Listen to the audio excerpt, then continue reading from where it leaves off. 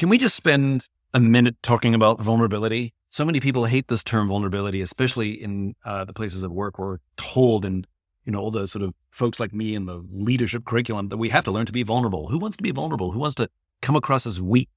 Being vulnerable doesn't mean coming across as weak. You can be super confident and vulnerable at the same time. It simply means owning your shit. For example, if you make a mistake, or you don't understand something, or something doesn't make sense to you, or you don't feel like you have the training for the job you've been asked to do, just own it and talk about it. That's what vulnerable means. So for example, instead of being like, I don't understand, that's weak, versus, hey, I completely don't understand this. If somebody can please explain it to me, you're a lot smarter than me. Can you explain it to me, please?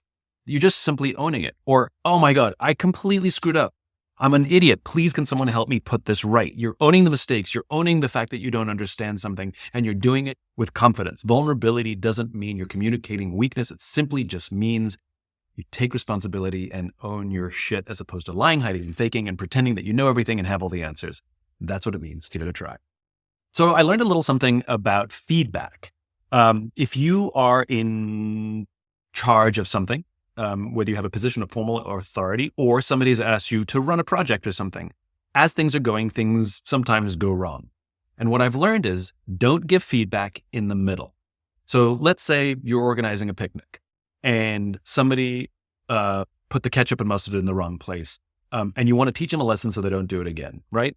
So in the middle of the picnic, you're going to say to them, hey, put the ketchup over on the table and make sure in the future it always goes over there. Right? Hey, just make sure next time we always put the lemonade next to the water in case people want to dilute it. You're giving feedback in the middle of the thing. Now, you can make corrections, obviously, like if something needs to get moved, but giving feedback for next time in the middle of the situation actually doesn't work. It goes in one ear and out the other from the people who you want to tell. Rather, get through the event, make little notes, make a little list of all the things you want to improve next time. And at the end, sit down with the team and say, hey, I want to give feedback of how we can improve things next time. Next time, let's always make sure to put the ketchup on that table. Let's always make sure to put the lemonade next to the water. And the point is people are much more open to receiving impact and how to change things for the future when you give the feedback at the end of the project rather than in the middle. One of the greatest lessons I learned about improvement is getting feedback and having a good attitude about making changes. Feedback, as we all know, is a gift. The problem is good feedback is the stuff we want, and most of us don't want to hear bad feedback.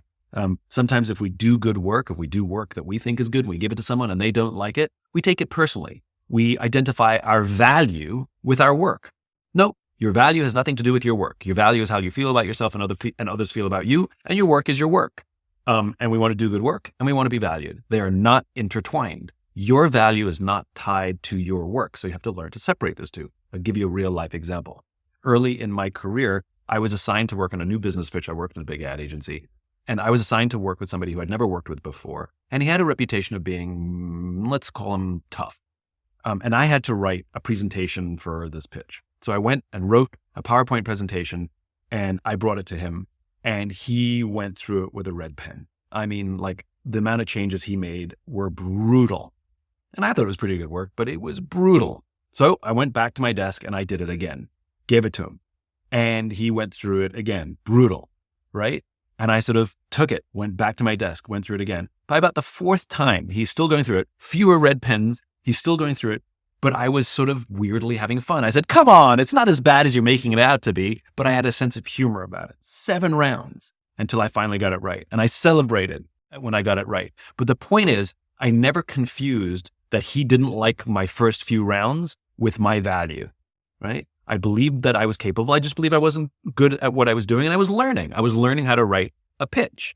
And so it ended up being a fantastic education. I actually formed a fantastic relationship with him because he enjoyed the fact that I was having fun with all of these corrections. So bring a great attitude when you get harsh advice, and just keep trying again, because sometimes it's fun.